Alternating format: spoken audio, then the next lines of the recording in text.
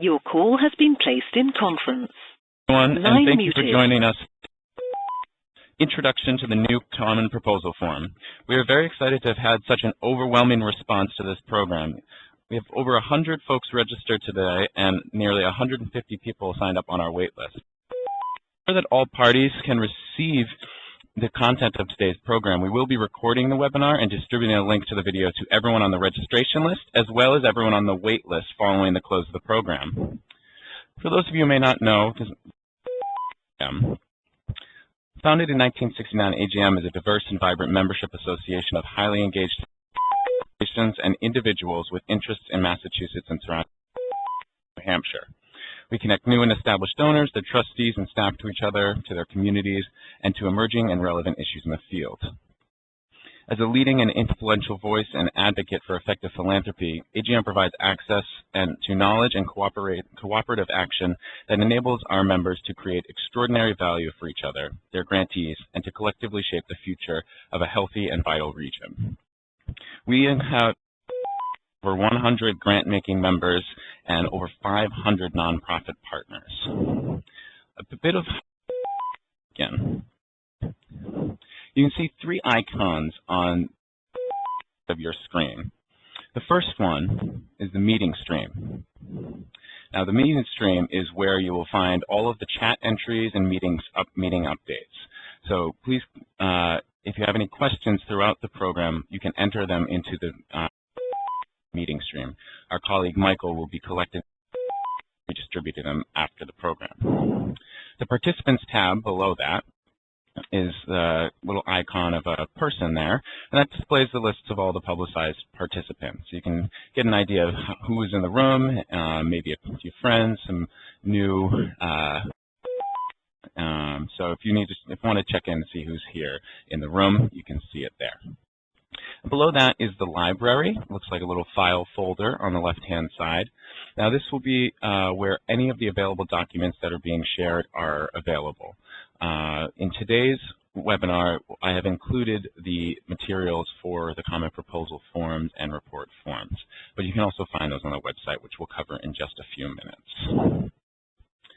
Now, I'm very excited to cover this content today, and we have a lot to cover, so I'm going to do our best to do it as well. And answer any questions that may arise. Again, like I said, please enter it into the chat box and we will get to it at the conclusion of the program. I'm going to switch over to our PowerPoint. First of all, I want to introduce Jean Whitney, who is formerly of AGM's board and has one of the leading members of our subcommittee to update the new proposal form.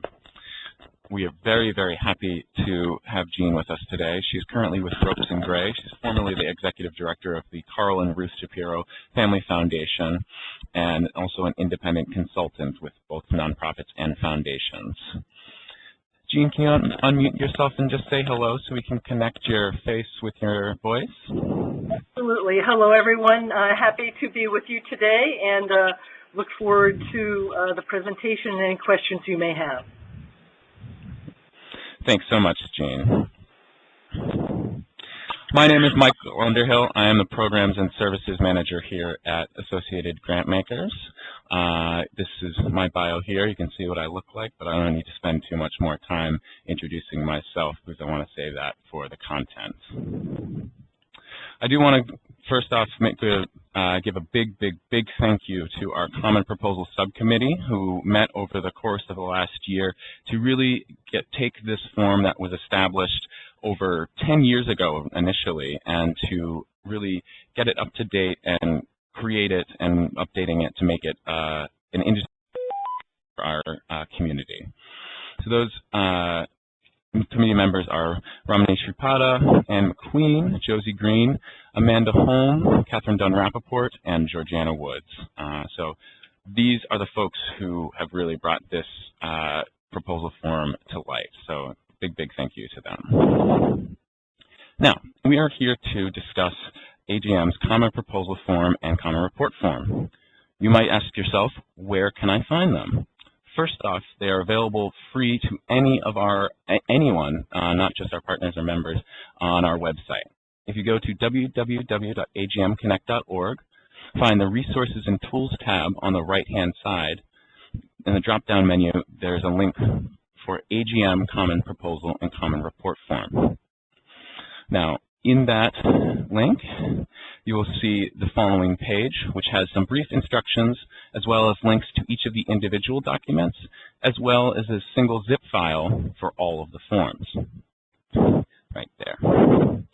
If you have any questions about downloading these, feel free to contact us at AGM, and we'll include all the contact information in the last slide, which will also be distributed for this program. Now, I just want to take a quick poll. We are a regional association of grant makers who also works with grant seekers. I'd like to just see who's in the room right now. So I'm going to go ahead and send a poll. If you could go ahead and answer that for me. I'm just going to give a quick minute here to see how many responses we get.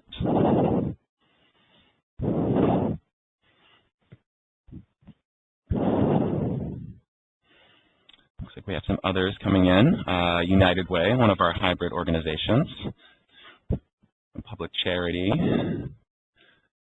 Consultants. Advisors. And one of our neighboring regional associations from Maine. Glad to have you here, Maine. All right, I'm going to go ahead and save these results. Looks like we have about 80% of our respondents. So it looks like we have about 86% grant seekers as opposed to 14% grant makers, and just about the same, maybe a little bit more than 14% there, or a little bit more than 5 advisors or consultants or hybrid organizations, all of whom this common proposal form is useful for, and that's part of what we're going to be discussing today. So we should probably get to that, shouldn't we?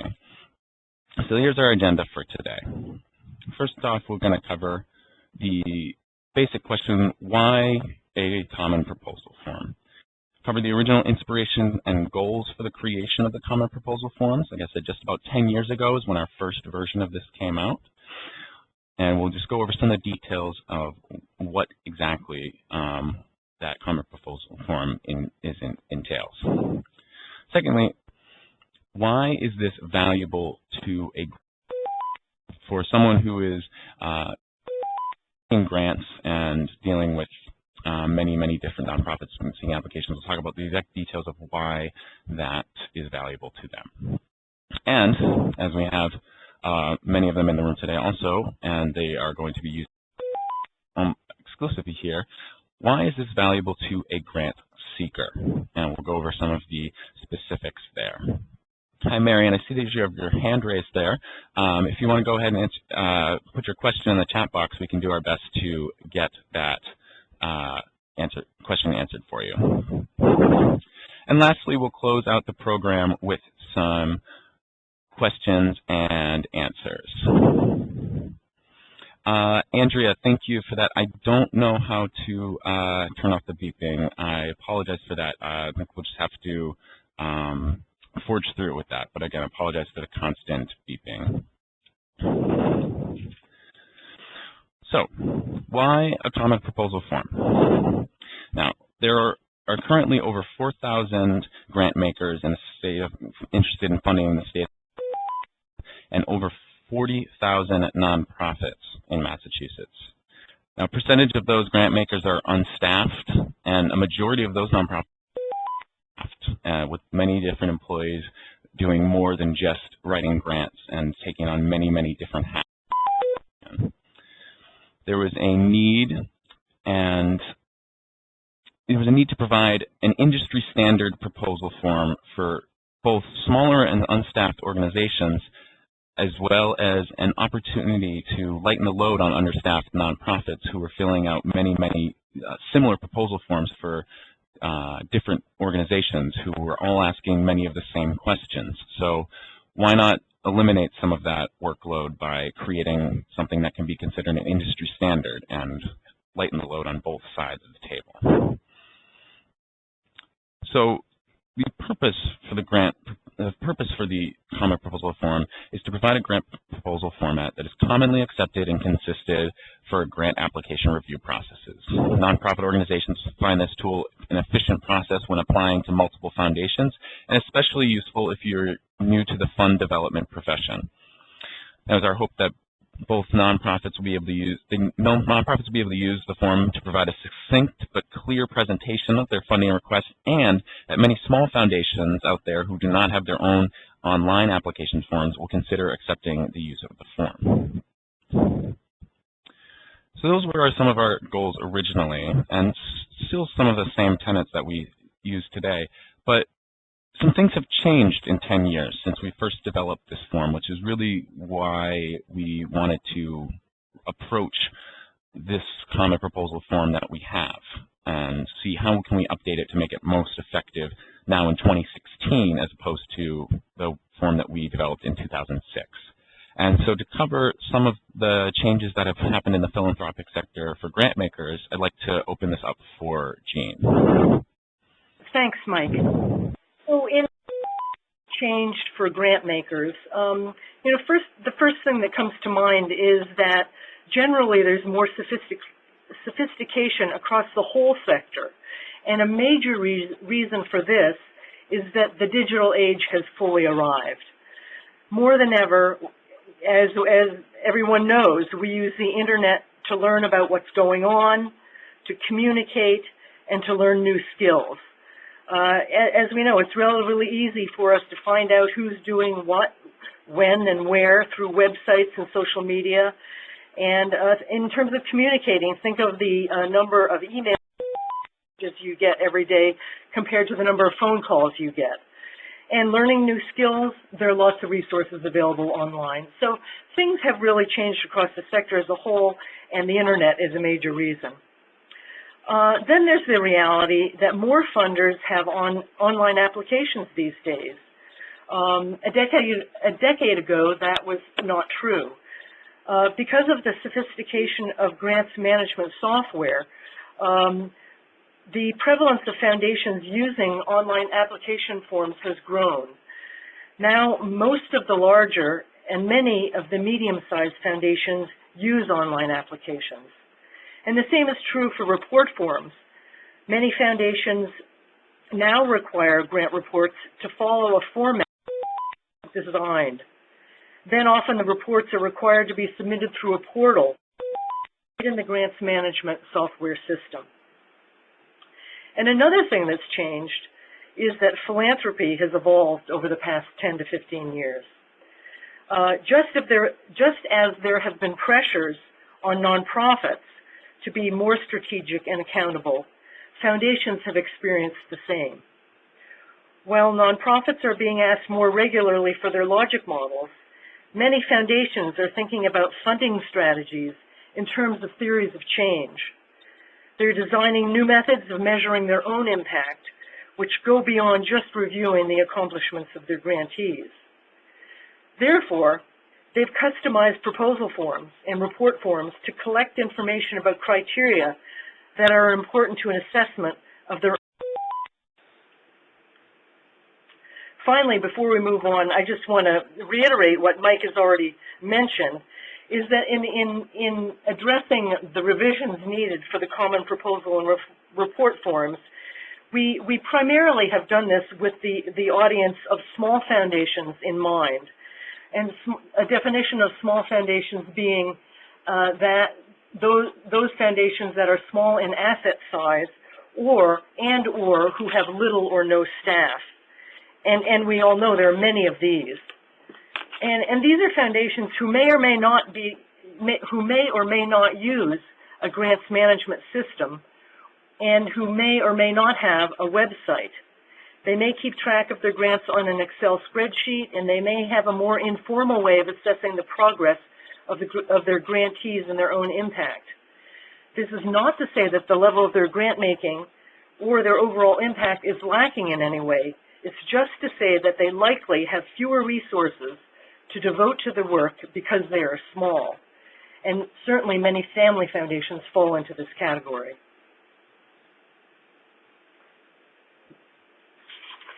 And Mike, I'll pass it over to you for what's changed for grant seekers.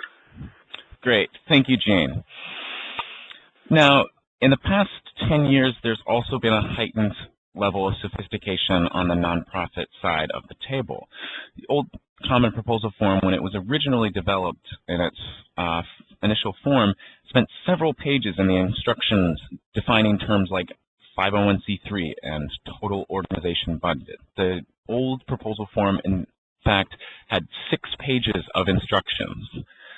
It defined types of requests, types of funding like capacity building, general operating, program support, and the committee really felt that these definitions were commonly understood today, and that was just some unnecessary space being used for our nonprofit partners who were utilizing the form. This is not something that they needed to know in a basic instructions form.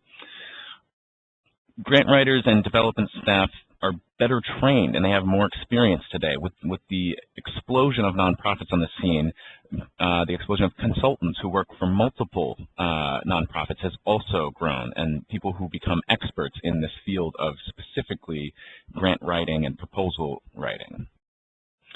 Now, they're able to tap into endless online resources, and whether they want to learn about how to do a logic model or to see questions that are commonly asked by foundations in their application. So we didn't necessarily feel the need to include step-by-step definitions and glossary terms in our common proposal form. Now, as we move forward, there's a few things, and this is for our nonprofit partners in the room. Before you begin filling out a common proposal form, there's a few things just to consider in filling out your proposals and submitting them to foundations.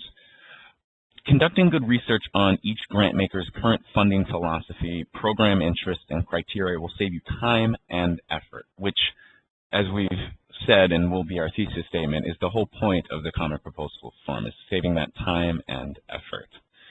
Keep in mind that every grant maker will have different guidelines, priorities, requirements, and deadlines.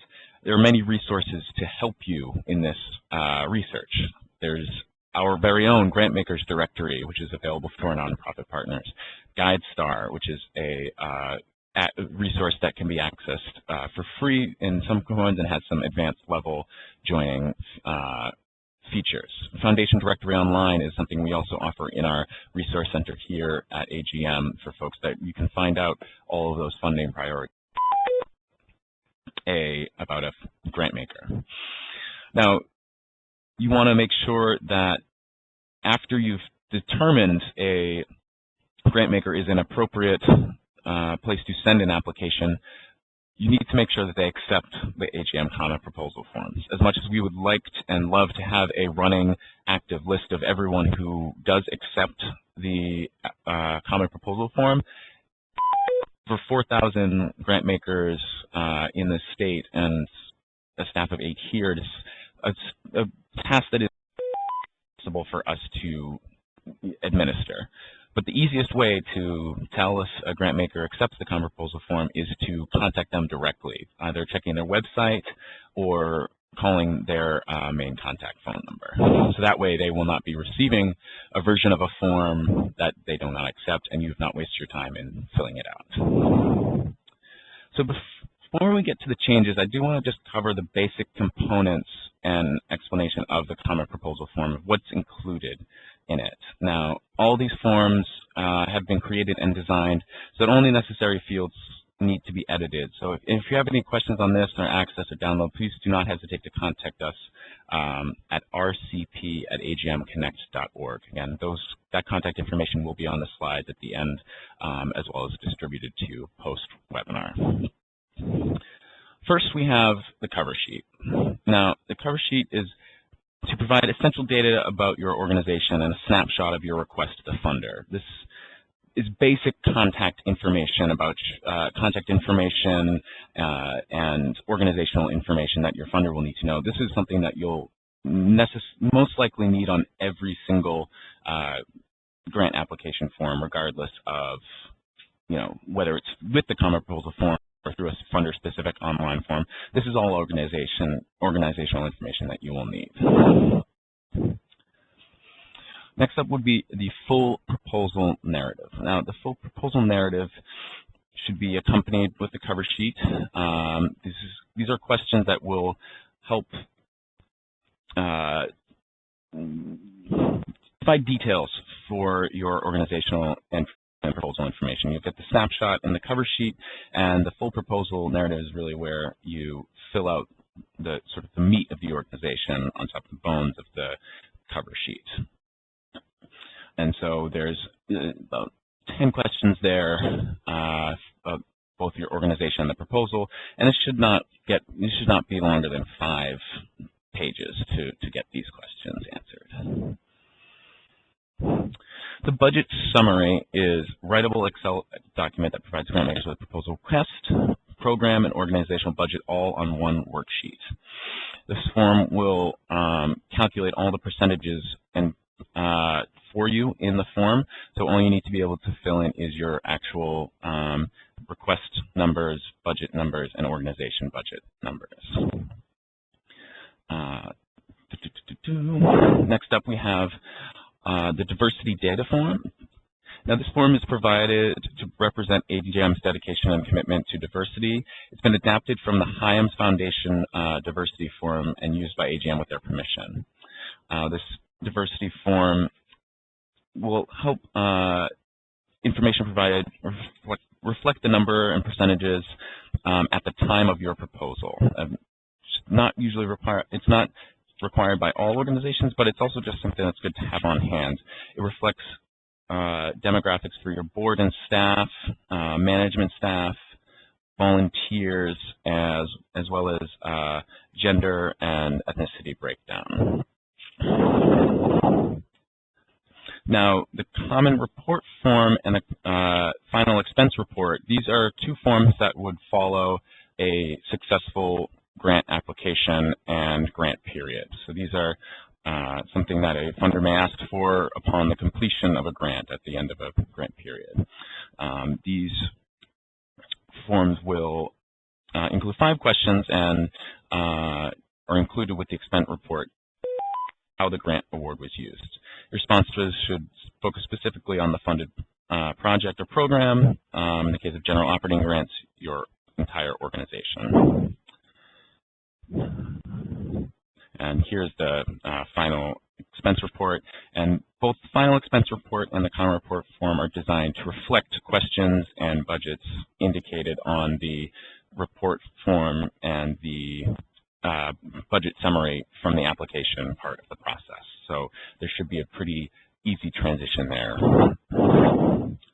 Now, I want to transition now that we have a basic idea of what we're dealing with here with the common proposal form. I want to turn it over to Jean, and she's going to go over both why this is valuable for a grant maker and why key changes that we made throughout the process. So without further ado, I want to turn this over to Jean.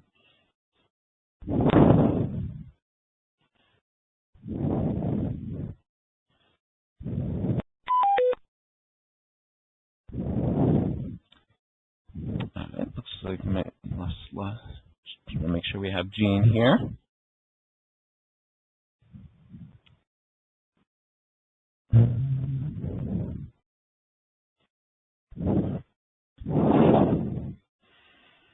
Jean, if you can hear me, unmute with *1 and you should be able to jump in on the conversation.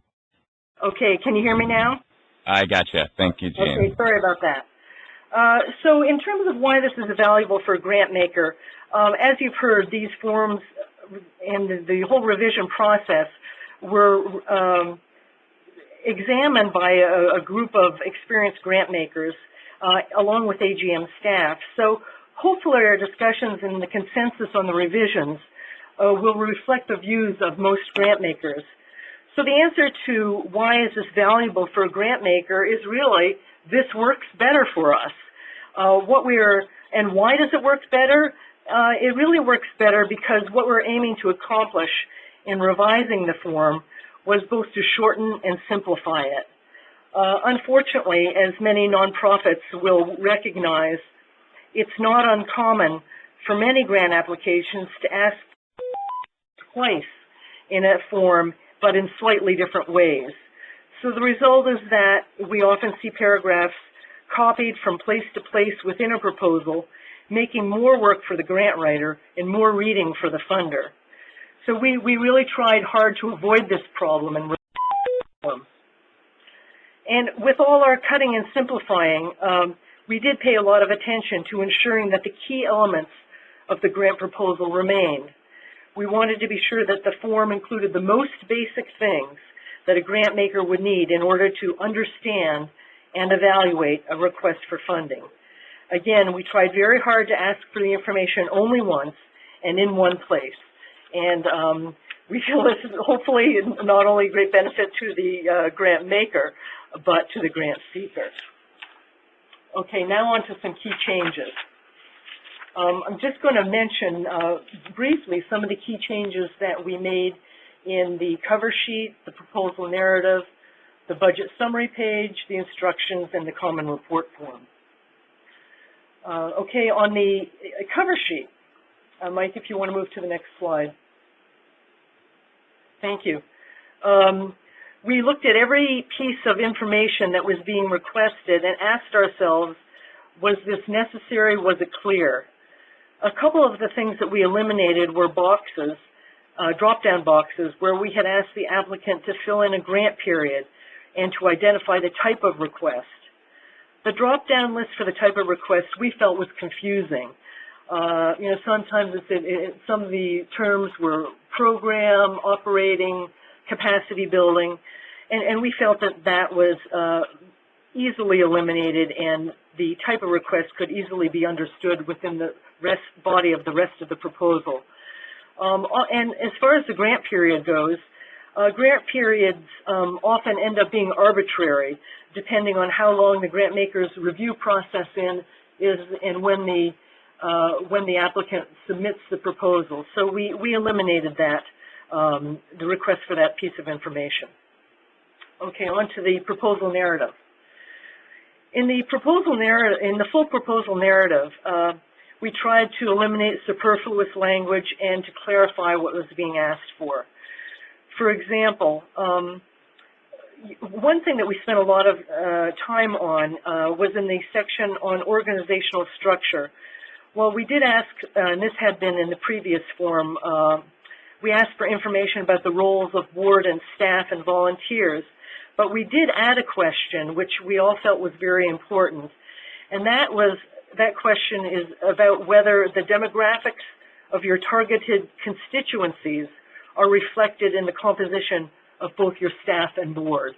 So this is an additional piece of information that we felt that most funders want to know, and it was added to the full proposal narrative questions. Additionally, we reordered some of the questions to make the proposal narrative flow more naturally. For example, the first questions now ask what need the nonprofit is addressing, and then how they're addressing it. Previously, those questions were reversed. And in the evaluation section, we added a question about what methods the organization will use to measure their progress. Okay, on the budget summary page. On this page, we eliminated specific line items in the expenses section, and most of you will notice that that's a big change in this form. You know, with the idea that it's really more appropriate for the nonprofit to fill in whatever line items apply to its program, project, or organization. So this way, while we felt that the income source categories were still appropriate, we thought that the nonprofits can have now use their own budget that they develop for their program or organization and just slide it into the expense section of the report form of the budget summary page here. On to the instructions. Well, Mike has already said it, and here it is, the instructions, which were extremely long and contained a lot of information that we felt was well known by the trained grant writers and development people today was eliminated. So we hope that what remains is clear and adequate. Okay, the common report form. So now, we're on to the report form, and not too many revisions were made in this, but one thing that we did was we reordered some of the questions to reflect the same order that was in the form. So we asked about need, and then we asked about, how you were addressing it, and what the results were. But in addition, probably the biggest change to the common report form is that previously there had not been a final expense report that went with it. And all of us agreed that this made total sense, and because every funder wants to know, well, so how did you spend the money that we gave you? And this financial expense report it allows you to report on your funds and is similar in many ways to the budget summary page that you used, possibly used in the proposal form. So those are some of the major changes, and we hope that you'll find them. We hope that you'll find them on the whole, the form's easier to use, more concise, and clearer. And Jean, we just had one question come up in the chat room. I just wanted to clarify. For the final expense report, this is meant for specific funding from a particular foundation, not for the project in general, correct? That is correct. Assuming that you are submitting this report to the foundation that gave you the money, I think that they want to know what you did with their money. Great. Thank you. Now, as we move into, we've just covered some of the reasons why this is valuable for a grant seeker or for a grant maker in the program. We now want to move to why is this form valuable for a grant seeker? Now, the very obvious answer to that question is one proposal form for multiple foundations. As we stated earlier in the webinar, the main inspiration this really is to limit the effort expended by filling out multiple forms with essentially the same exact information. This is an opportunity to fill out one form that applies to many, many different foundations who accept it and are able to cut down on the overhead of filling out many different forms. But you knew that already. That's what it's called. It's a common proposal form. So what are some other ways or reasons that this can be a valuable tool for a nonprofit organization? It's a great starting template for other grant maker specific proposal forms. Now, even though this is not necessarily an online form or it will not be accepted by other grant makers, a lot of these questions will still be the same. So there will be some duplication of efforts, but once you have this starting template, it is an industry standard that's been created by very high regarded members of our grant making constituency here in Massachusetts and New Hampshire. So these questions are going to apply to other grant maker specific forms. For new nonprofits, for grant seekers with new program areas or strategic changes, the CPF is really a great place to start that you can have a sort of template to start from, because it will, like I said, apply to many other forms. Also, for self-assessment, as a new nonprofit or as a or you have a new program, or even as an established organization that feel that you're not getting as many, accepted grant proposals that you would like, it's a great place to come back to. Like I said, as an industry standard, you should be able to answer these questions effectively. And, before you go into a round of proposing other ones, it's a great place to start, to sit down with your colleagues, your staff, and self-assess the value of a particular program or organization based on this form that has been created for multiple organizations. Now, I just want to, before we move into any further questions, I just want to reinforce some of those best practices when submitting the comment proposal form. These probably are too obvious for this group of folks in the room, but it doesn't mean it doesn't need to be said. Again, before submitting a comment proposal form to grantmaker, make sure that they accept it. Most contact information is available through one of the grantmaker directory or foundation directory online or on their website. Again, due diligence on formatting and grammar, very obvious, but something that when you're submitting one form to multiple organizations, you want to make sure doubly and triply, quadruply so that it's going to be correct. And the instructions are no longer 6 pages long, so just make sure to check out those 2 pages for those proposals. And this sort of thesis statement here that we've come up with, that the greater use of the comment proposal and report forms will benefit both foundations and nonprofits. It's our hope that nonprofits will be able to use the form to provide a succinct but clear presentation request, and that many small foundations out there who do not have their own online application forms will consider accepting the use of this form. If there are special requests or additional information that a funder may require, we're hopeful that they can do this as an add-on to the comment proposal form. This will allow nonprofits to spend less time writing grant proposals and more time doing the work of their organization, which of course benefits us all. Now I want to see, do we have any questions which both myself and Jean can try to answer? I don't think I saw any pop up here. Let me just check here and answer 2 of them. Okay, we have one question that was submitted beforehand, and Jean, I might ask your assistance with this as well. Would you recommend these forms be used as a template for nonprofits to make applying to grants easier for large account teams and help answer some of the more common application form questions? Oh, actually, I can answer this. I spoke to this a little bit in the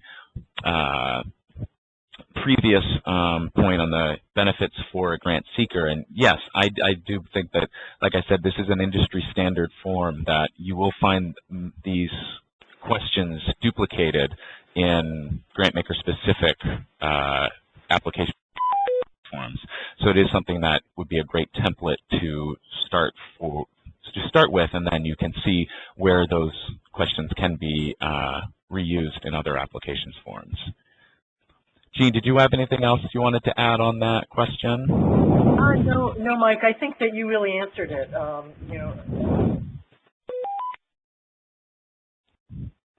Great. Another question here from Lance Olson. Might we expect this very well conceived, thank you, form to update to percolate to web applications? This is something that always comes up with this form.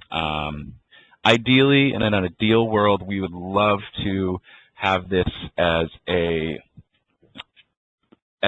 form that could be uploaded automatically to a grantmaker or a grant or a specific grant application form. The big problem that arises is that, in our, as we've said, in our initial generating this, and for those foundations that don't have the capacity to have their own online application form.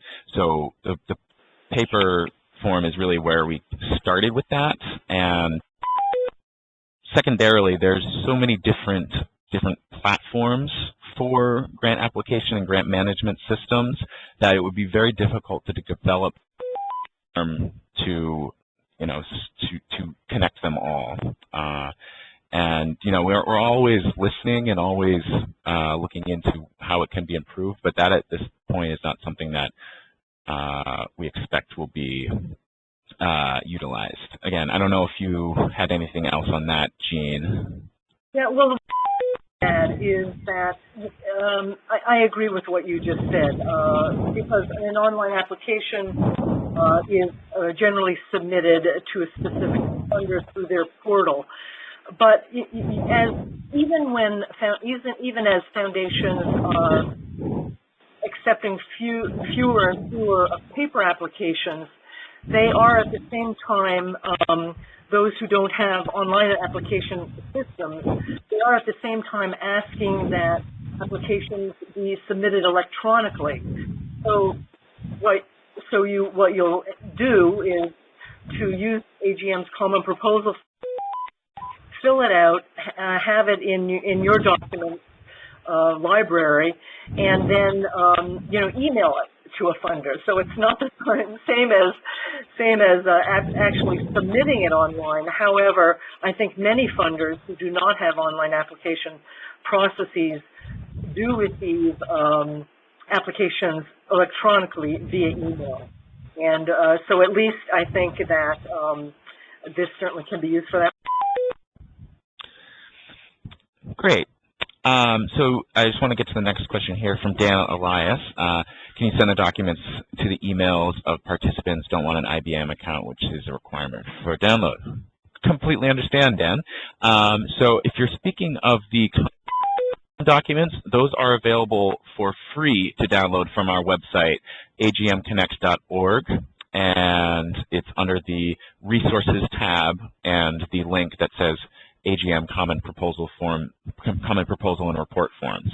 I will be distributing both the slide PowerPoint as well as a recording of this webinar to all of the participants and everyone on the wait list. And there was a little bit at the beginning of this talking about a little bit more detail of how to get those forms downloaded. But they are a free download from our website, which you should be easily able to find. And Dan, also, if you have any trouble finding those, please do not hesitate to contact me directly. We had another pre-submitted question. Shouldn't the diversity form include gender as well as race? What about ethnicity? It does include gender and race in there, and those are all applicable to all the way up from board down to volunteers. So take a look at that form if you have any more specific questions about it, and if there's anything you feel is missing, because we would love to hear your feedback on that. All right, so it looks like may have hit all of our questions here. So I'm going to move on. So for all of our nonprofit organizations in the room, as well as providing this free resource to the community forums, we do offer in our Resource Center for Philanthropy, as well as some of our membership benefits, as I mentioned earlier, those opportunities to do your grants research, whether it's through the grantmaker directory, the foundation directory online, GuideStar Premium, or our RF. And these are places that you can find that information about how to discern whether or not an organization is appropriate for you to submit funding for funding. And there's more information on our website again about membership, but please again do not hesitate to contact us directly about those questions, because while it is fantastic to have a common proposal form to apply to many different funders, the first step there is the grants research and identifying the appropriate funders to be submitting applications to. And we are happy to get folks caught up on that and the best practice to identify the foundations that you should be submitting your applications to. So if there are any questions that did not come up over the webinar, or you would prefer to please do not hesitate to contact us at any one of these resources. Visit our website, agmconnects.org. Email us at rcp@agmconnect.org. That goes to all three of us who are intimately involved with the grants research process and the resources here available to nonprofit partners. You can also call us at 617-426-2606. And just want to pass to Jean. Jean, did you have any final closing comments? No, I don't. The only thing I would say is that I think with any kind of common form that is developed and revised, I think it's always good to remain open to the user community about comments and further revisions that they think would be useful. So I know that AGM, as Mike has noted, is open always to questions and comments, and while we did our best to make this form as up to date and usable as possible for the audience, we were developing it for of course further in as you begin to use it. Great. Thanks so much, Jean. And thank you all for signing up for this webinar. It really is. It was overwhelming to have this program sell out in under 2 hours for 100 registration slots. So there's clearly an interest in this topic, and we're very happy to have updated the form and distribute it out to you at this point. So we will be, as I said, we've recorded this, and it will be available to all of you, as well as the slides, and as well as everyone who signed up on our wait list, who I will be sending this along to later this afternoon. Thank you all for making this happen today, and questions, do not hesitate to contact me about AGM, about the form, or just any. Thanks again, everybody, and have a fantastic day. Thanks, everyone.